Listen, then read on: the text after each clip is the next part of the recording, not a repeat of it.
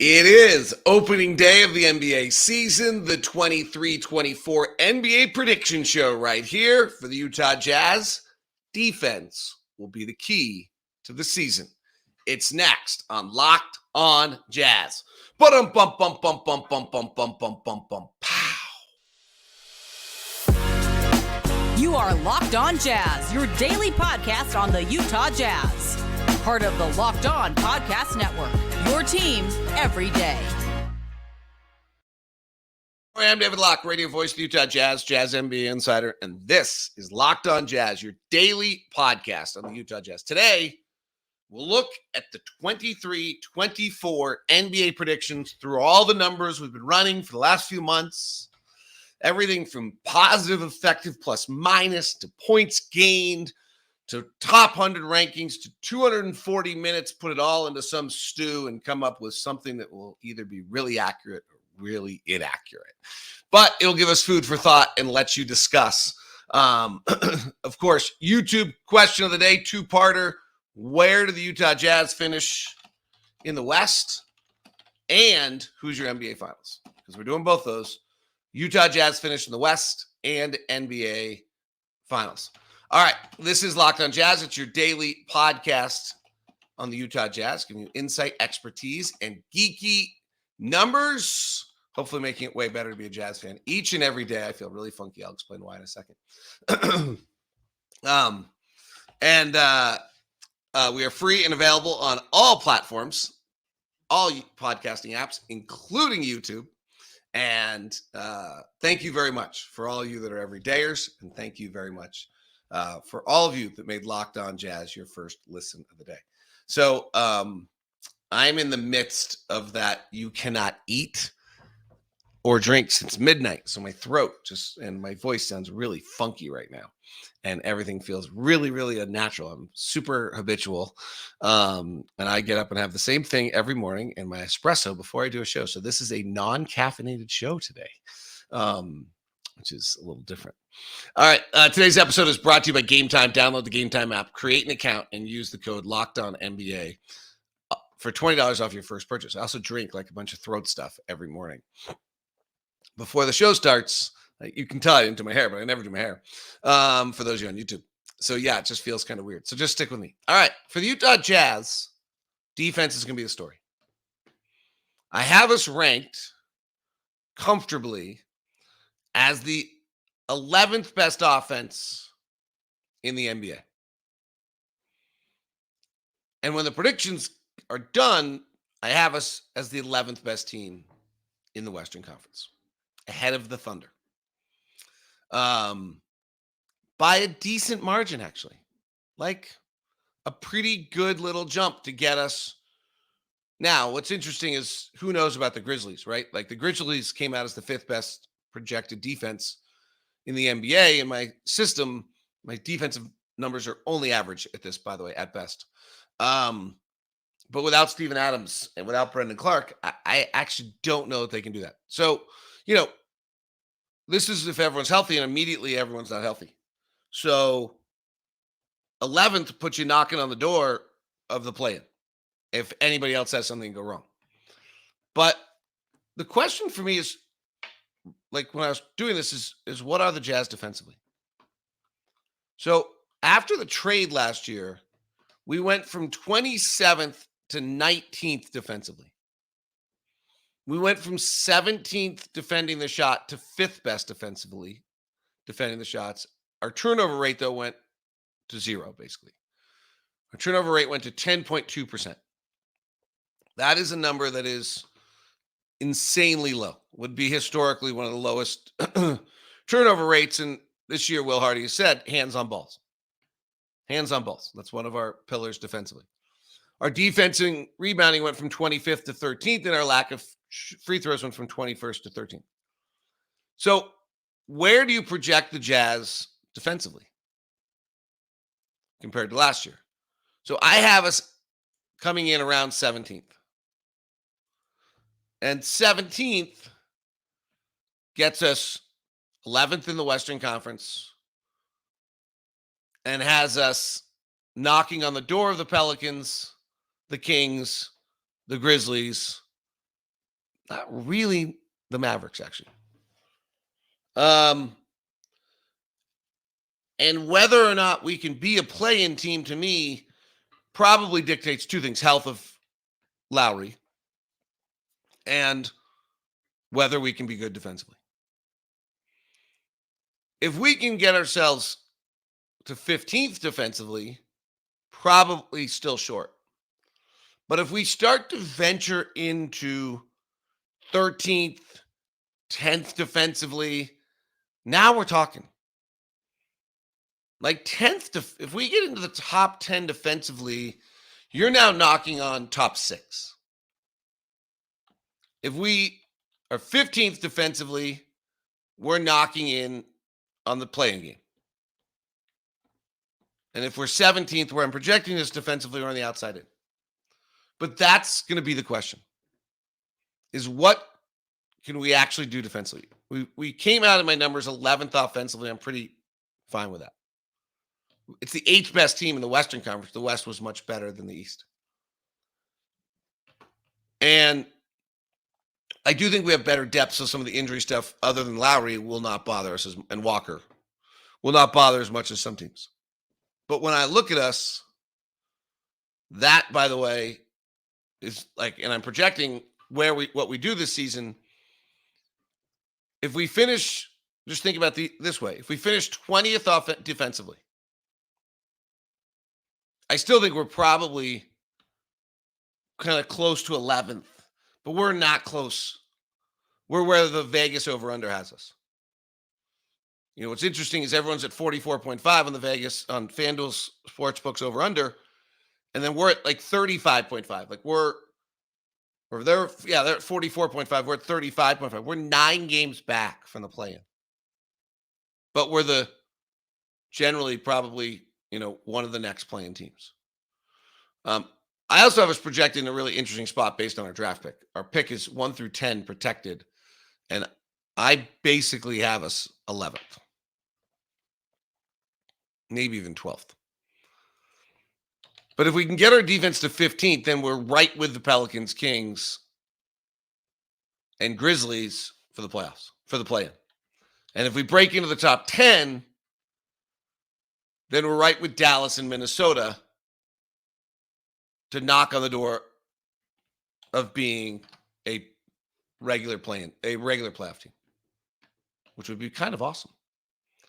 So to me, defense is the whole story of the season. So then the question is, how can we be good defensively? One is Walker, right? Walker was incredible last year. He's one of the best rim defenders in the NBA. And can we build a defense similar to we did around Rudy, which just keeps Walker in the middle? Walker, in the 34 games Walker started, by the way, we were only 21st defensively. But we had some metrics that looked good. We allowed the 5th fewest amount of shots at the rim. Walker was the second best rim defender with at least 5 a game. Opponent shot 14 percentage points below average. And Lowry's really good at it too. Kelly's not a great defensive player. He does everything else well. And so do we get exposed in those minutes? And can John Collins help us defensively? That's probably the biggest card here. We're pretty big. Starting Taylor and Jordan, we're pretty big. Tony Jones likes to talk about us being the most athletic he's ever seen. I'm not sure I see that the way he does, but hopefully he's right. And if he is right, then that gets us there. So the Jazz defense will dictate where we are. YouTube question of the day: where do the Jazz finish in the West? And NBA Finals predictions. Please put them up on YouTube or send them to me. Go on record. Have them there. I'll give you my NBA Finals predictions, my surprise teams that are struggling.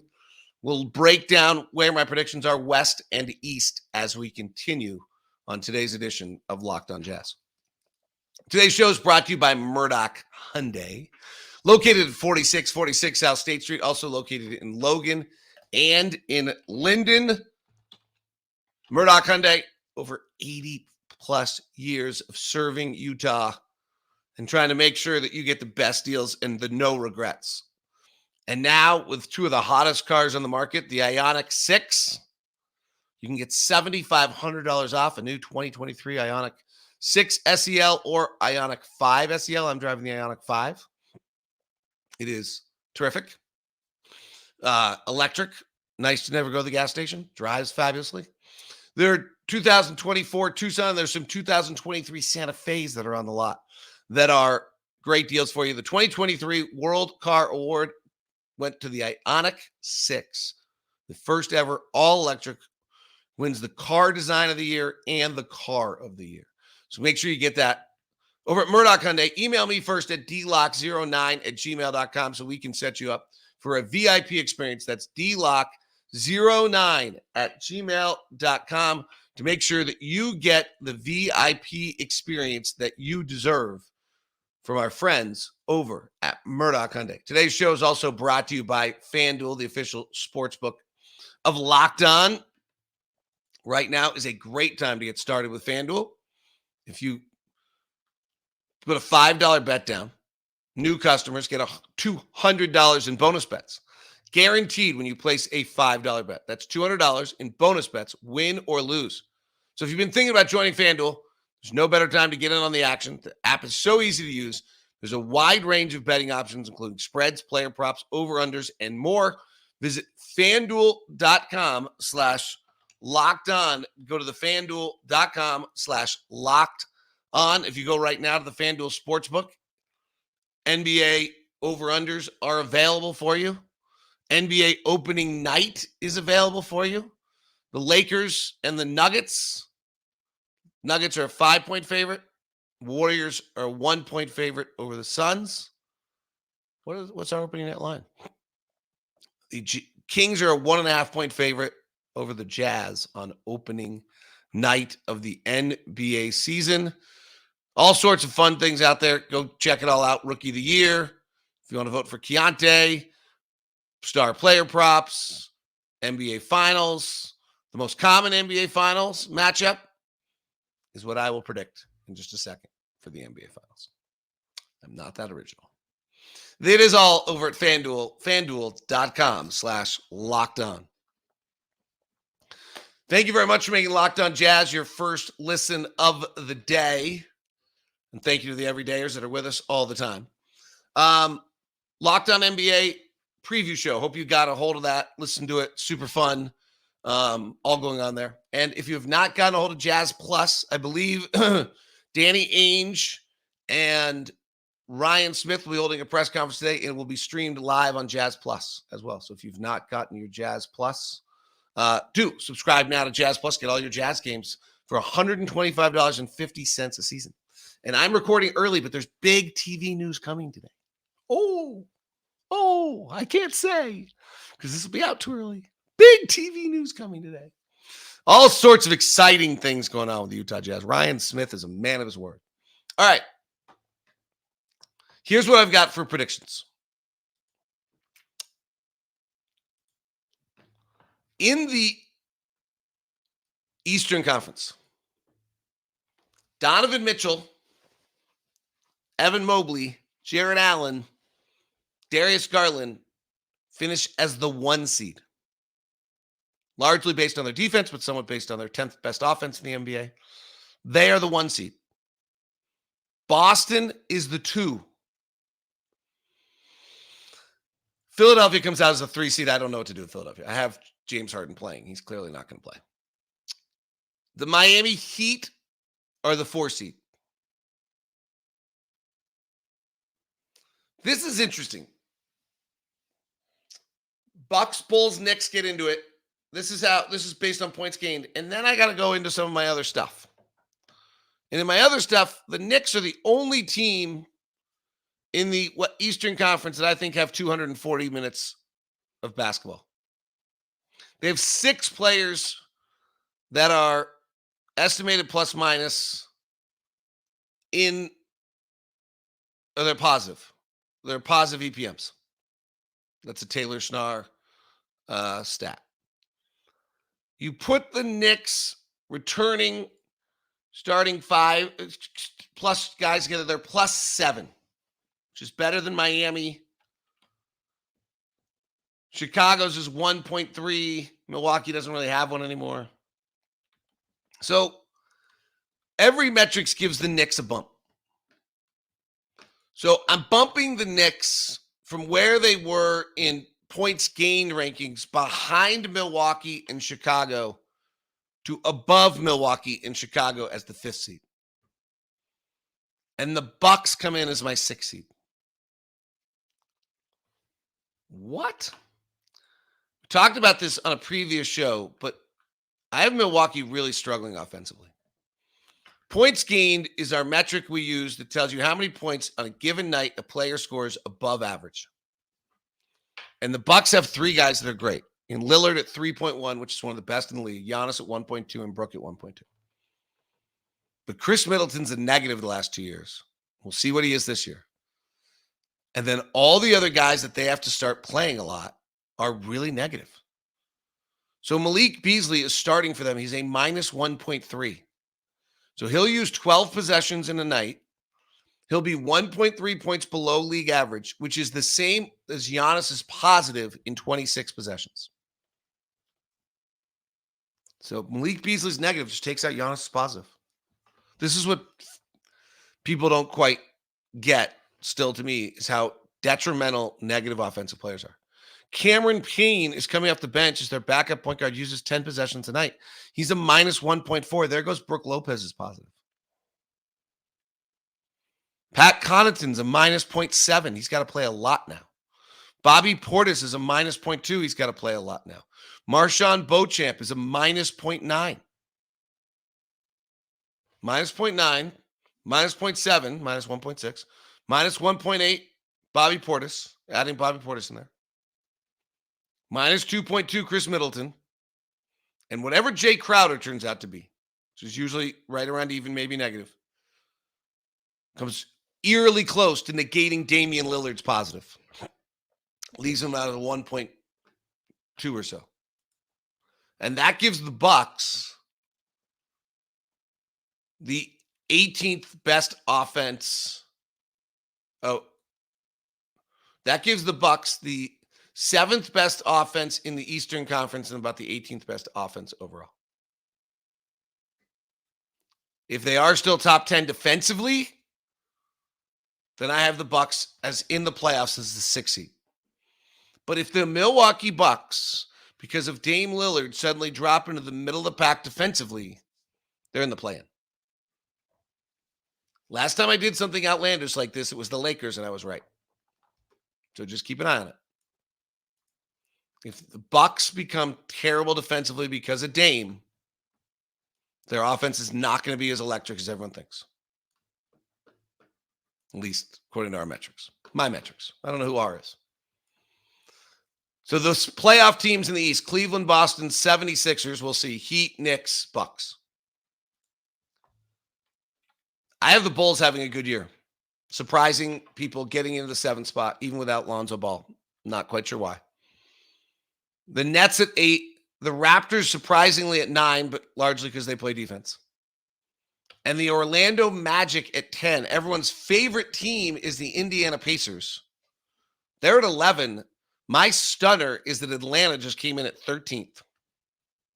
I don't, well, they're bad defensively, which Quinn will probably fix. I have them as basically the 23rd ranked offense and the 23rd ranked defense. So Quinn's going to fix this. And I would guess that Quinn has them somewhere else. But 13th is where they came out just on numbers without understanding that they have a new head coach.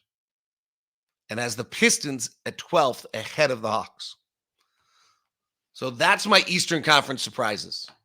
Are the Milwaukee Bucks and the Atlanta Hawks, both underperforming. Chicago Bulls overperforming. I don't love my comfort level on this. Cleveland is the number 1 seed. Wow.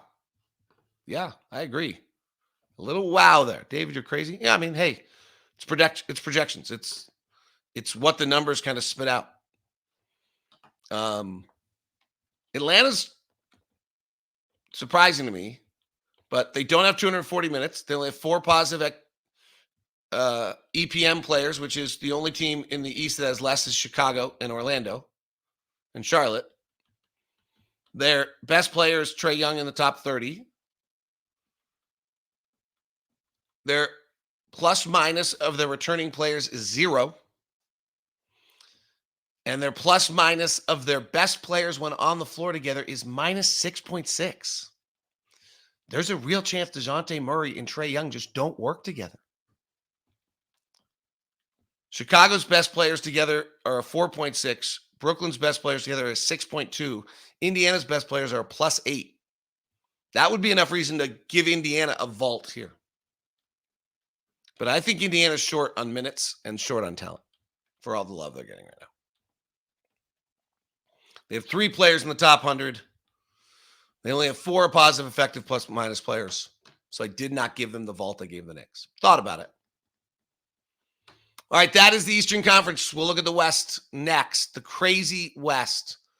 Just loaded again. All the talk of the East and how great they are. Just not true the way it once was for about an hour in the NBA. Today's show is brought to you by our friends over at Game Time with the amazing NBA season that is coming. You want to get in on the action. Game Time is your spot. Here's what makes Game Time special. 1, last minute tickets, flash deals, zone deals. Okay? So last second, you're going to get the best deal, yes. 2, easy to find and buy tickets at every kind of event in your area. 3, views from all the seats in the venue. And 4, lowest price guarantee, event cancellation protection, job loss protection, etc. Game Time has deals right up to the start of the event, even an hour after it starts. It's the best place to find last-minute deals on football, basketball, baseball, concerts, comedy. You got it. And Game Time guarantees mean you always get the best price. If you find tickets in the same section and row for less, Game Time will credit you 110% of the difference. So take the guesswork out. Download the Game Time app. Create an account. Use the code LOCKEDONNBA for your $20 off your first purchase. Terms apply. Again, create an account. Locked on NBA for $20 off. LOCKEDONNBA. Download the Game Time app today. Last minute tickets, lowest price, guaranteed. Thank you very much to all the everydayers that are out there. Appreciate you immensely for joining us and being a part of this. All right, let's do the Western Conference. The number 1 seed I have is the Phoenix Suns, which I might not be out doing enough about how few games some of the guys are going to play. My number 2 seed is the LA Clippers. What? So this is where the West is wacky, right? We just don't know how many games any of these guys are going to play. But on paper, with them playing, Suns are the best team, Clippers are second. The Warriors could be the second. The Warriors are right next to the Clippers and the Lakers in their projections. I was surprised how well the Lakers came out, by the way.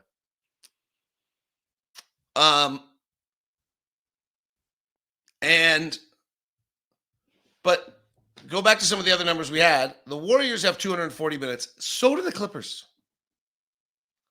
Both those teams have a full roster of players. The Clippers have 4 effective plus minus players. The Warriors have 6. The Warriors have 6 players in the top 100. The Clippers have 5. The Lakers have 2, 3 if you count Austin Reeves. The Warriors plus minus returners are an 18.5. And their core is a 19.9. Draymond will not play opening day. The Clippers plus minus returners are 5.1 and their core is negative. So the Clippers are a little befuddling to me. And the Warriors, belief that the Warriors are going to play enough, any of these teams are going to play enough games to be these seeds. It's a little hard for me to handle. But I've given the Warriors the bump because of their depth, their 240 minutes to the 2 seed in the West. And the Clippers come in then as my 3 seed in the West. Again, do they play enough? Lakers 4, Nuggets 5, Timberwolves 6. Now, I've been saying the whole year that I think the Timberwolves will play a home playoff game to start the year on their first playoff game. They have 240 minutes. They have 6 players with positive effect, plus minus. They have 5 guys in the top 100. Their crew together might not be right. Their plus minus returners is 3.2. Their core is 5.7. If I was just playing with numbers here, or just making predictions kind of on what I think is going to happen, not totally using numbers, I would vault the Timberwolves up because I think they'll play more games. I think their guys will play more. Will they play enough more that they catch Phoenix? No. Will they play enough more that they catch the Warriors? Maybe. Will they play enough more that they catch the Clippers? Maybe. Will they play enough more that they catch the Lakers? Maybe. So my 6 playoff teams in the West are Phoenix, Golden State, Clippers, Lakers, Nuggets, Timberwolves. And I have the Timberwolves at 6, but I really actually believe they'll be higher just because guys won't play. Play-in teams. Dallas at 7. They come out as the second best offense in the NBA. Even if they're 20th defensively, they'll be fine. Then the Grizzlies, but this is with Steven Adams and them being the 5th best defensive team in the league. And then Sacramento, I have as 9th, which is crazy after last year. I have them as the number 1 offense, but the 25th ranked defense. Pelicans is the 13th ranked offense and the 13th ranked defense, and they end up 10th. Jazz 11, Thunder 12, Blazers, Spurs, Rockets. From a draft position from the Jazz, this gets super interesting because we'll be right on the cusp of that draft pick. And as we talked about, defense is going to be the key to where we are. But right now, I have us as the 11th best offense and the 19th ranked defense. Oklahoma City, I have as the 24th ranked offense and the 14th ranked defense. If Chet makes a massive impact and they become a top 10 defense, then they'll vault us. But my Western Conference predictions: Phoenix, Golden State, Clippers, Lakers, Nuggets. Nuggets just lack depth. Wolves, with a play-in of Mavericks, Grizzlies, Kings, Pelicans. Thunder and Jazz on the outside looking in. Zion's got to play here, by the way. So it means there's a real chance, like, Jazz stay healthy. Lowry and Walker stay healthy. Jazz can make a little run up into the play. Should be fun. And my NBA Finals pick is Suns Celtics. That is the plus 900 pick at FanDuel Sportsbook, as is Milwaukee Phoenix, as is Boston Denver, as is Milwaukee Denver. The Warriors Boston is at 2,200. And the Bucks Lakers is at 2,200. On the NBA Finals. What is Clippers Boston? Plus 3,400? Bucks Clippers are at 3,400. Bucks will be better in the playoffs than I have them in the regular season. All right, that is Locked On Jazz today. NBA prediction. We'll do a preview tomorrow, hopefully. If I'm feeling well enough, which I should be, because I'm going to be, because I've said I'm going to be, because it's mind over matter. Have a great one. Thanks very much for tuning in. Make sure you go get Jazz Plus. Go watch your Locked On's NBA previews. They're super fun. Have a great day. Appreciate you. Talk to you soon.